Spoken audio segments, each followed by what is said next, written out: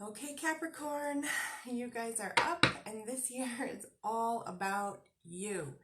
So, this is your general reading for January 2020 for Capricorn Sun, Moon, and Rising.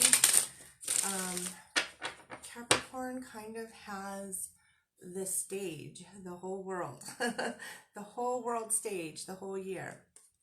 And that's just because astrologically, so much is going on in your sign. And big, big, big things astrologically are happening in the sign of Capricorn. Some that have not happened in 36 years to some degree. Some that have not happened in 500 years. Some that have not happened in over like almost 4,000 years. I think it was like 3,914-ish or something. We've got this major conjunction happening that hasn't happened since 1894 BC in the sign of Capricorn. So lots and lots of stuff happening. Okay, let's see. So again, this is a general reading. So not everything may apply to you, or it may apply in different ways for different people. You can always schedule an individual reading with me by clicking the link to my calendar. And as always, check your moon sign readings and your rising sign, your rising sign readings as well. Okay.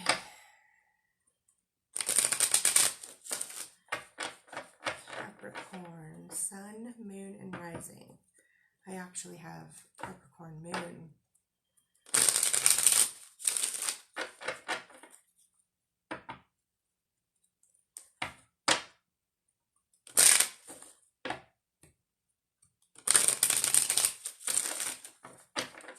I don't think I know very many Capricorns, at least not that I can think of off the top of my head. So, if you're a Capricorn,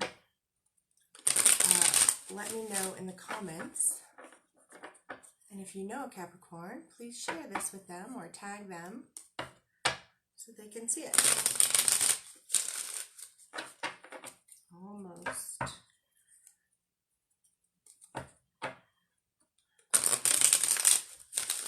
There we go.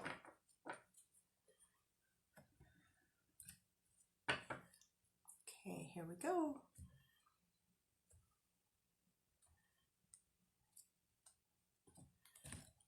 Oops.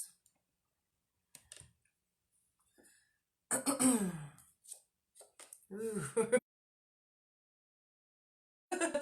You guys are like in the world stage, right?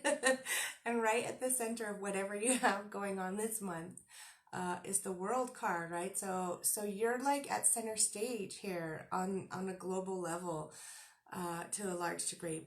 But what does that mean for you individually, right? For you specifically on an individual level, big things are going to be happening on a global level for sure. But for you specifically, things may be kind of coming full circle, right? What does that mean, coming full circle? It means something for each person probably, but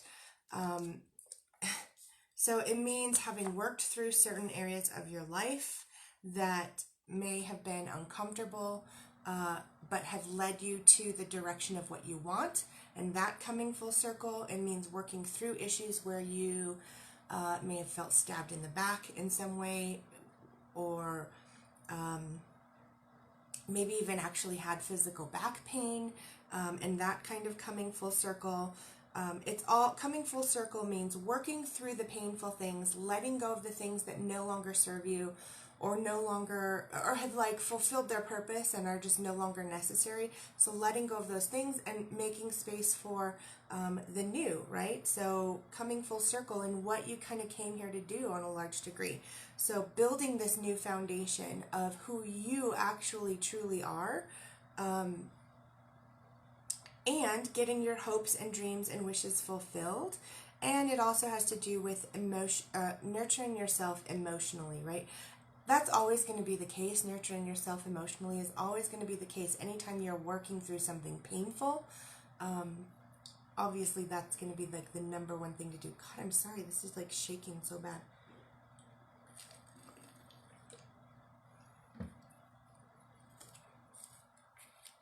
Yeah.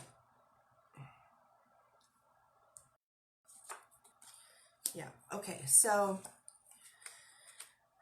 things coming full circle. So for you guys, things coming full circle again, like I said, there's something that maybe you still want to be holding on to. And it's probably related to something painful, or the reason you're holding on to this particular thing is because of something painful that happened and you think that it's helping, right? But it's probably not. That's actually what's keeping you stuck, right? So your mindset about a painful situation and holding on to that is what's going to keep you stuck from moving forward, stuck from actually coming full circle in this particular area, right? But what's going to help with that is seeing the situation clearly for what it is, right? Recognizing when something has fulfilled its purpose and it's time to move on from it. Recognizing where a boundary needs to be set, recognizing where a boundary may need to be lifted to some degree. You get to decide all of this based on what's going on specifically in your life. And it's going to take some weighing of your options, right? So you getting clear on like what's actually going on, getting clear on looking at the picture of the situation for what it is as opposed to what you want it to be. That's going to be really, really big to help you make the decision that you want, that's going to nurture you emotionally, to make the decision that's going to get your hopes and dreams and wishes fulfilled for you. So, yeah, the energies that we have operating in this situation here are, you know, our dear friend, the Tower card, who sort of like, when it's hard to make a decision about something, sometimes either you can't make the decision, or the world sort of makes the decision for you, right?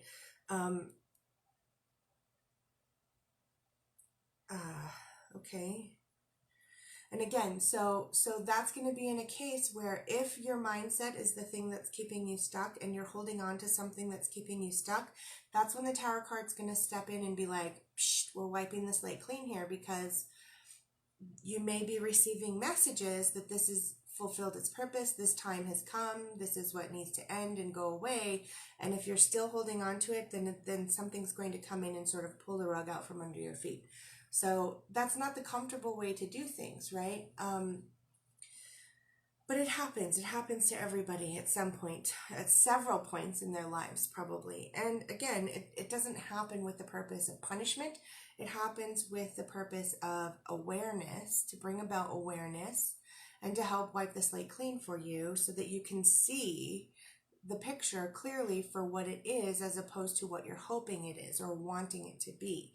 So there's a huge need here to connect with your feminine energy, right? To connect with your receiving side, your allowing side, your intuitive side, your nurturing, mothering kind of feminine aspect of yourself.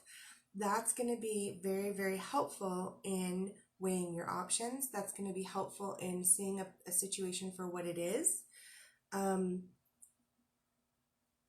Now, for some of you, okay, it's a general reading, so it's going to manifest differently for different people. But for some of you, there may be an indication of a move, physically moving to a new house or a new office, but moving somehow in some way. And for others, this may just manifest in getting more physical movement. Right? So like physical activity can help shift your mindset as well. That's the thing about feminine energy too, is it's the moving energy, the flowing energy. So physical movement can help you tap into your intuition as well, and to be able to see the situation for what it is as opposed to what you want it to be. Because when you're seeing a situation for what you want it to be, that's when it's not gonna go the way you wanted, and that's when you may feel stabbed in the back, you may feel betrayed, and that's when you may feel like the rug has been pulled out from underneath you. But ultimately, it's not necessarily a bad thing happening for you, even if it feels that way. That's just the way your mindset is perceiving it, because you didn't see it for what it actually was. So connecting with that feminine energy, connecting with that receptive energy, that motion, that fluid movement kind of energy, and get physical movement. And if you need to clear your head and help you see the situation a little bit more clear. so that you can make those decisions that come full circle to getting your hopes and dreams and wishes fulfilled and coming true.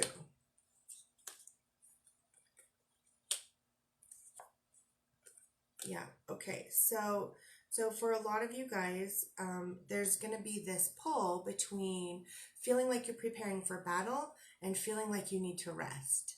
And this back and forth pull between getting up and getting out and doing something and having movement and motion and maybe even preparing for some type of battle and being exhausted and needing rest. And there's going to be this pull back and forth between the two. So whatever you need in each moment, give that to yourself, right? It's not going to stay, you're not going to stay in one of them for very long, and you may be going back and forth between the two of them throughout the month. Now, here's the thing as well. In both cases, whether you're getting out and getting physical movement or you're retreating and resting and going within and connecting with that feminine energy on that way, right? So feminine energy can manifest in resting and receiving intuitive guidance and going within. It can also manifest in getting out there and having physical movement and fluidity in that way as well. But either way, whichever way you're doing it, you know, and you'll probably be going back and forth between the two, there may be this feeling like something's being taken from you. And that's what's going to mess with your mindset, in essence, right? So if you have this thought that something's being taken from you, or you're missing out on something because you're doing this other thing, that's what's going to keep you stuck. That's what's going to keep you from coming full circle, right? But that's the mental replay kind of thing that can keep you stuck. So that's the thing to be mindful of, right? So again, what's going to help you get out of that is connecting with your emotions. How do you feel about a certain thing, and allowing that emotion to come through and move through you is going to help you get out of that mindset so that you can see the situation for what it is and be able to make the decision and then come full circle. So yeah, this is tricky stuff, and a huge part of it too is, you know, because what's the first thing we have coming up? So much is happening. There's no way I could even remember all of this astrologically. But the first thing we have coming up, and Pluto conjunct in the sign of Capricorn. So again, Saturn is like this feeling of responsibility, feeling of time. So you guys, I think, are ruled, I could double check, but I think Capricorn is ruled by Saturn. And so conjunct with Pluto is in essence like the Tower card, right? Wiping the slate clean, transformation, endings and new beginnings, death and rebirth sort of thing. So also this like feeling of responsibility, conflicting with this feeling of things being taken from you. So connecting with your emotions is going to be the big thing for you guys. Okay, so let's get to your 72 names of God card. Wow, that came out. Absolute certainty. Yeah. So this is really, you know, one of the things that you can easily tap into anyways, Capricorn. I think you guys are good at this. By using this name, I fill my heart with certainty, certitude, conviction, sureness, and trust. So again, trust that whatever's leaving needs to leave in order for you to come full circle with what your hopes and dreams and wishes are to be fulfilled, right? Letting go of the things that you need to let go of. Transforming, you know, ending the things that need to end, right? Filling your heart with certainty, certitude, conviction, and sureness and trust that what needs to leave is leaving for a good reason, right? It may have served a purpose, and that may be why you don't want to let go of it, because it served a purpose, but that purpose is no longer needed. It's come full circle, it's completed, and it's time for something new to come in.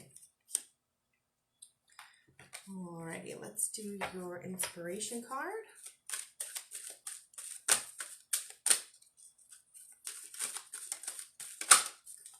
There we go. Live your passion. I love it. When you're enthusiastically living your passion, whatever it may be, you transmit spiritual signals to those around you that you're in spirit, loving who you are, what you came here to be, and whoever comes into your field of vision. So again, this is like connecting with this certainty, this certitude, this trust, that things are coming full circle and endings are happening and new beginnings are happening.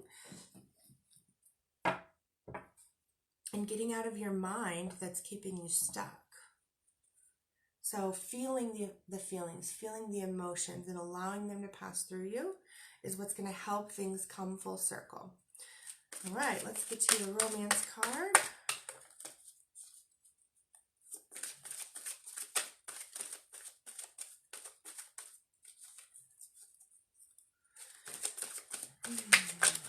There you go.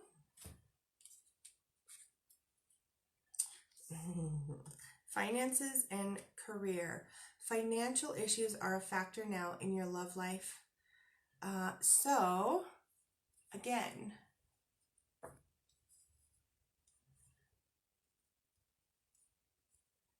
holding on to something that may have, whose time has come, right?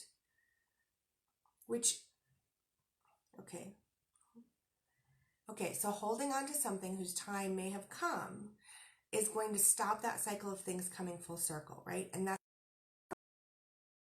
romance and your finances as well.